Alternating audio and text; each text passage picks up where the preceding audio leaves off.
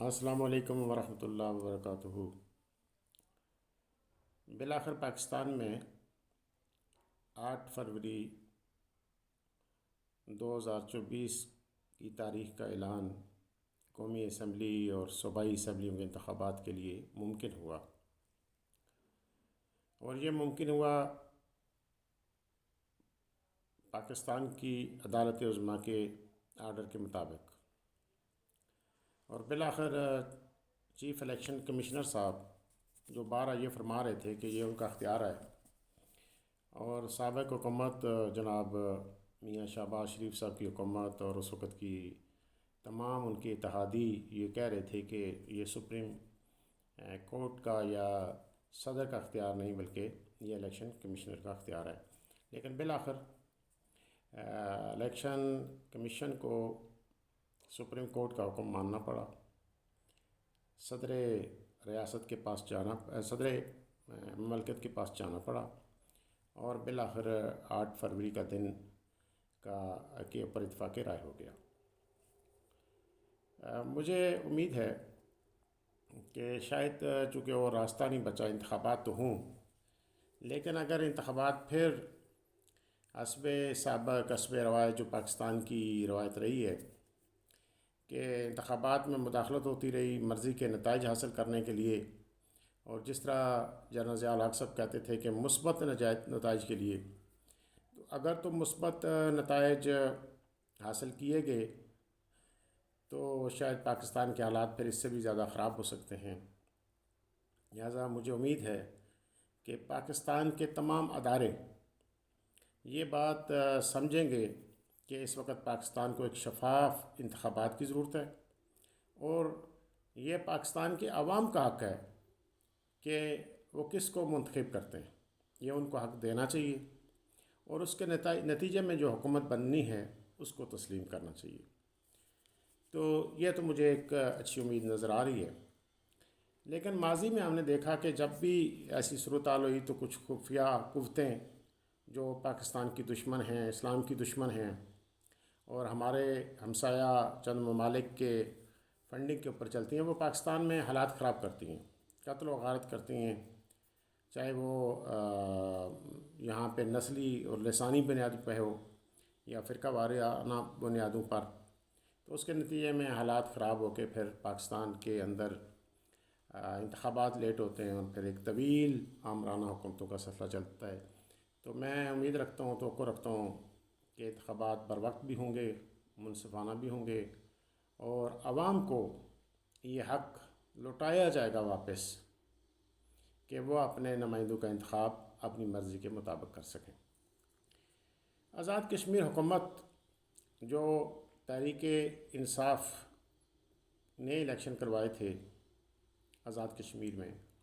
اس کے بعد ہم دیکھ رہے ہیں کہ اس وقت جو ہے وہ تیسرے وزیر اعظم ہیں، اور ابھی جو حکومت بنی ہے گزشتہ 6 ماہ سے، اس میں بے شمار جماعتیں شامل ہیں، اور ہر روز ایک آزاد کشمیر میں خبر چل رہی ہوتی ہے اور افواہ پھیل رہی ہوتی ہے کہ کوئی نئی جماعت بنائی جا رہی ہے۔ اور جس طرح کہ پاکستان کے سب سے بڑے حامی اور پاکستان کی اس جماعت کے سربراہ جو ریاست کی نمائندہ مسلمانوں کی نمائندہ جماعت تھی پوری متحدہ ریاست جموں کشمیر میں، اور جو آزاد کشمیر کے اندر تحریک تکمیل پاکستان اور عراق پاکستان کی دائی ہے، جن کے خاندان کی تاریخ یہ ہے کہ ان کی کمٹمنٹ جو ہے وہ غیر مشروط پاکستان کے ساتھ رہی، بالآخر مجبور ہو کر اس کے سربراہ سردار عتیق احمد خان صاحب کو یہ وارن کرنا پڑا کہ اسٹیبلشمنٹ پاکستان میں کسی نئے تجربے سے آزاد کشمیر میں سرکاری سطح پر نئی جماعت بنانے سے باز رہے۔ یہ بہت بڑی بات ہے۔ ایک طرف جہاں اس وقت آزاد کشمیر میں تحریک چل رہی ہے، اور بڑی منظم عوامی تحریک ہے جس کے ساتھ پوری عوام کی سپورٹ حاصل ہے، اس لیے کہ عوام مشکلات کے شکار ہیں، غریب لوگ آٹا نہیں خرید سکتے ہیں، ان کے بچے بھوکے مر رہے ہیں، فاقوں پہ آ گئے ہیں، خودکشیاں ہو رہی ہیں،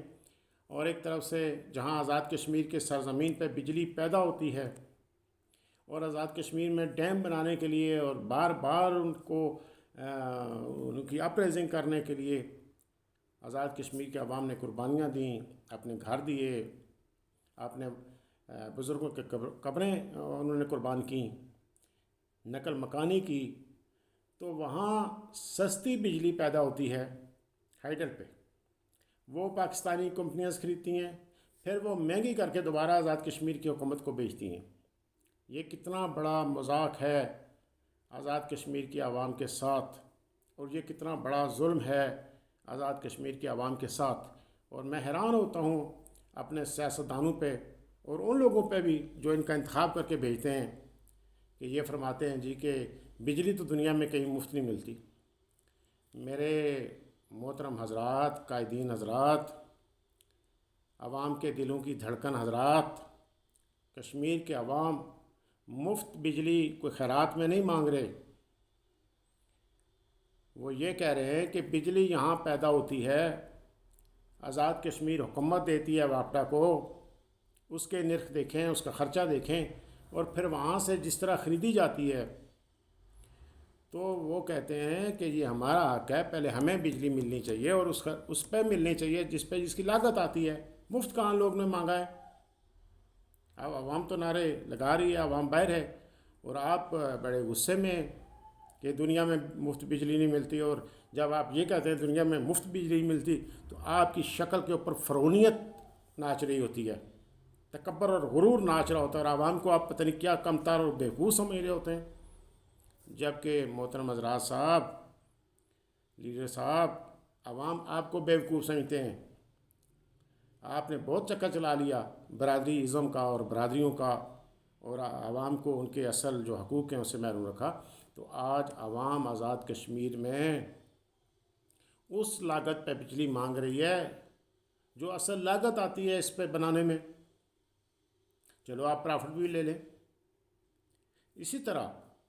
آٹا جو ہے وہ سبسڈی دینا، اس کے ہماری ساری آبادی جو ہے وہ پاکستان کے ایک ضلع سے بھی کم ہے، جہاں اتنی بڑی کابینہ ہے، اتنے وزیر اعظم ہیں، بہت بڑا ایک نظام ہے، اور اربوں روپیہ اس اسٹیبلشمنٹ پہ خرچ ہوتا ہے۔ تو اگر اس میں سے کچھ عوام کو، غریب لوگوں کو سبسڈی پہ آٹا دے دیا جائے، تو یہ آپ کی طرف سے کوئی بہت بڑا احسان نہیں ہوگا۔ تو میں سمجھتا ہوں کہ جہاں ایک بڑی تحریک چل رہی ہے، اور اس تحریک میں پھر کچھ لوگوں نے کہا کہ اس تحریک پہ قبضہ ہو گیا، کیا کہنا چاہتے ہیں آپ؟ کیا آزاد کشمیر میں آزاد کشمیر کے شہریوں کی جانب سے آزادی کا نعرہ لگانا اور یہ کہنا کہ ہم ایک آزاد ریاست بنائیں گے، یہ کوئی ظلم ہے؟ یہ کوئی بیرونی سازش ہے؟ یہ کوئی کسی کی فنڈنگ سازش ہے؟ یہ ریاست کے عوام کا نعرہ ہے، اور ریاست میں رہنے والے ہر فرد کو یہ حق حاصل ہے کہ جب تک ریاست جموں کشمیر کا حتمی فیصلہ نہیں ہوتا اقوام متحدہ کی قراردادوں کے مطابق، تو کیا اس کو اپنی رائے دینے کا کوئی حق نہیں ہے؟ جب ووٹ کی بات آئے گی، جب رائے شماری ہوگی، تو میرا ووٹ بھی علاقے پاکستان کے ساتھ ہوگا، میں بھی پاکستان کے حق میں ووٹ ڈالوں گا، لیکن اس پاکستان کے حق میں ڈالوں گا جو پاکستان قائد اعظم محمد علی جناح نے بنایا تھا، جس پاکستان میں جمہوریت ہوگی، جس پاکستان کا اپنا آئین ہوگا، اور جس کے آئین کے اوپر وہاں کی اسمبلی، جس آئین کے اوپر وہاں کی عدلیہ عمل کر رہی ہوگی، اس پاکستان کے ساتھ۔ بے آئین پاکستان کے ساتھ تو میں ووٹ نہیں دوں گا، بے آئین پاکستان کے ساتھ تو کوئی کشمیری ووٹ نہیں دے گا۔ لہٰذا میرے عزیز جان قائدین، بڑے غور اور تامل سے سنیں کہ سردار عتیق احمد خان جیسی شخصیت، جن کی تاریخ ہے پاکستان کے ساتھ جڑی ہوئی،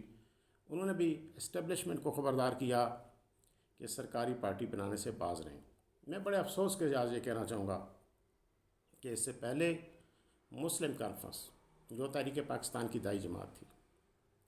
جو علاقے پاکستان کی دائی جماعت تھی، جو تحریک تکمیل پاکستان کی وارث جماعت تھی،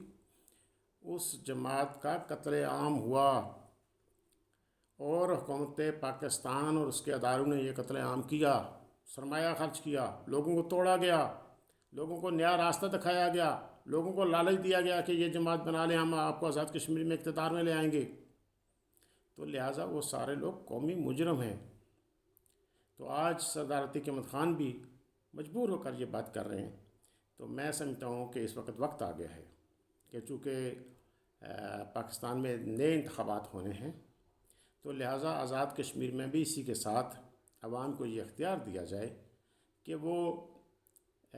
دوبارہ مینڈیٹ لیں، اور اس مینڈیٹ میں ریاست میں بسنے والے سارے لوگ